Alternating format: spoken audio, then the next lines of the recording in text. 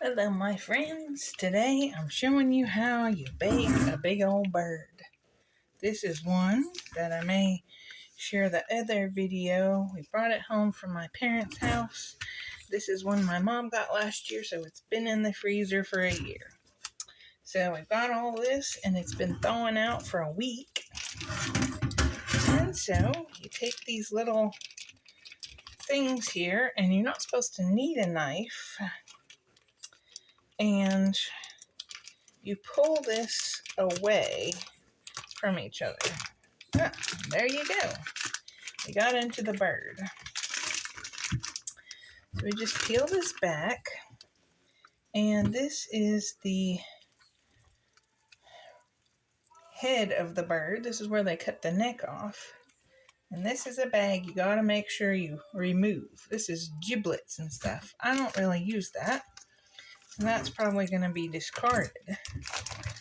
The bag is gonna have juice and blood in it. You'll want to dump that out. This bird looks like they left some feathers in him. See, he's still got some ice on him under his armpits. So we're going to pull some of this off in my wonderful little garbage can here. I don't usually use the giblets, but I'm going to pull these feathers off. They're tiny little feathers. Sometimes that can happen, and that's when you know you've got a real bird. Usually like a turkey for Thanksgiving and Christmas, and my mom got one last year, and we never got to use it because we got another one before she said that she got another one. Yeah, there's a big thick feather, and that's just one. Here it is. Here's the bird. So you want to flip it over until you got the rear end. See, this is still solid here. Here's where they stick the neck. Hopefully we don't get taken over by cannibals, otherwise they'll cut our heads off, throw them away, put our necks up our rear. This has a few stringies here. Other than that, see, this is still good. It's still got ice in it. We're just gonna chuck that. And then what you're going to want to do is rinse it off. You're going to want to be very careful when you do this, because these they can carry germs. That's why you want to make sure and cook them real well, and spray your surfaces done when you're after. I've already got my big roasting pan here, and I thawed it out in that. I showed you in that other video. And this is what it's going to go in. But we got to rinse everything off first. It's like you got to give the bird a bath. Want to wash under his armpits. And just take any loose skin. Here's a shaft where a feather was. Usually don't see this kind of stuff on the turkeys I get, but in more recent years, I think they're in a hurry, or maybe they don't have as much help. And so I've been finding a few feathers in there, but I do my best to pick them off. I already got my oven preheating, so that's something you want to make sure. See, now this cavity's full of water. I'll flip him over, and we got to wash his underside.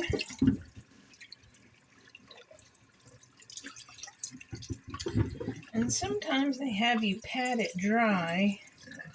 I don't usually. I do sometimes, but sometimes I don't pat him dry when I'm done. But it probably helps better with the cooking. I think he's about rinsed out. We got all his BO off of there. Turkey's got some BO. This might gross some people out, you know, working with stuff like that, but hey, we like to eat it, so you may as well see the ugly side of it, right?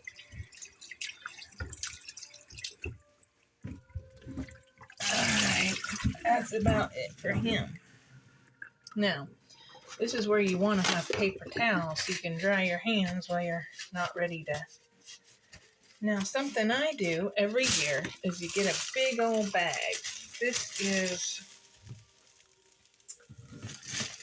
Reynolds kitchen oven bags, turkey size. You want to make sure it's turkey size.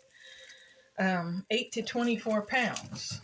Because you want it big enough. They have some that are for chicken and they're not big enough. So this is going to be where he's in. Now, one of the things they want you to do to prevent explosions in your flour is to put flour, a tablespoon in. I got a set of gingerbread measuring spoons and measuring cups last year for Christmas. He had a little accident with his leg, but I glued him back on, so he's pretty good. And so I just dip him in here, level him off, and stick it in the bag. Bang him out a little. I gotta label my flour stuff, all-purpose flour. And I've got 2 of these containers. My mother gave me one, and then after her death, I got another one. So you've got this big bag, and there's your tablespoon of flour. You want to grab the tops together, make sure that's secure, and then shake it.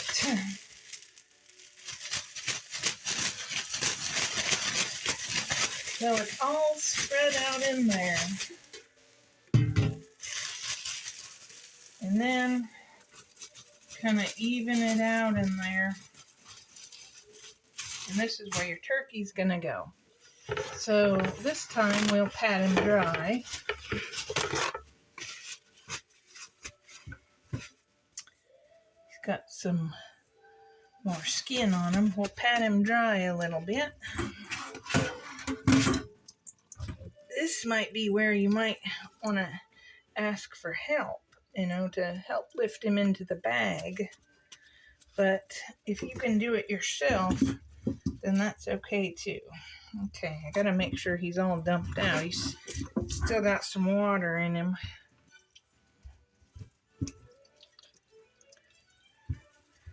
This is the day before Christmas, December 24. I'm just gonna grab him and pat him down a little bit. Kind of want him dry. And then open your bag and decide how he's going to be in there. And in he goes.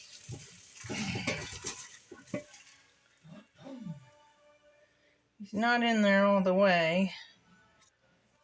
He's getting me wet. You want to make sure the bottom of your bag is up here. And slide him in there. Okay.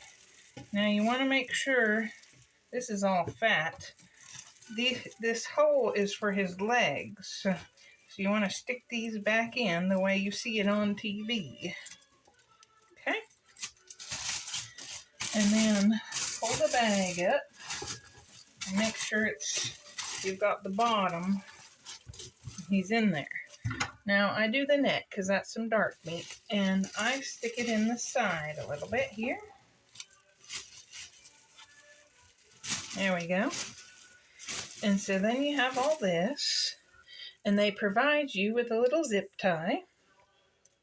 So you grab make sure you have all of the front of the bag. It's okay to leave air in there. You don't have to get him out. You twist that up to make it easier to put your zip tie on.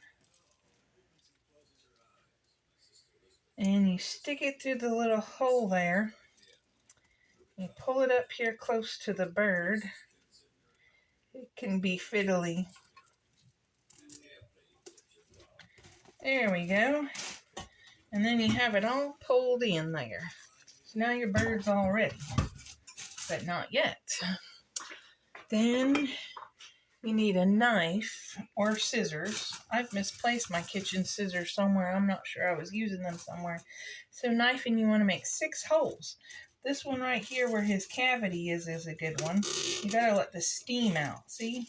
Just make a little cut there. I usually do some back by here. There. And there.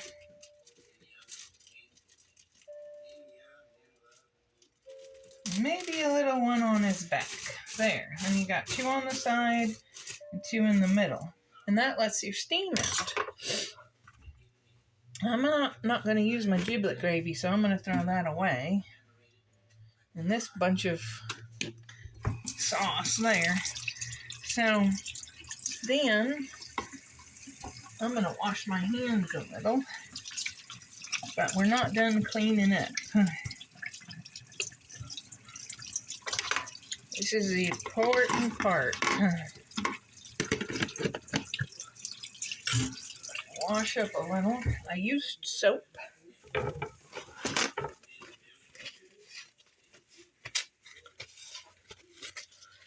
Alright, and we're going to move you here so you can see the oven. I've been cooking over here. We've already got it heated up. See, I'll let you see. I took out the bottom metal part, so now we have plenty of space. Usually you've got two racks, but I took out the bottom one.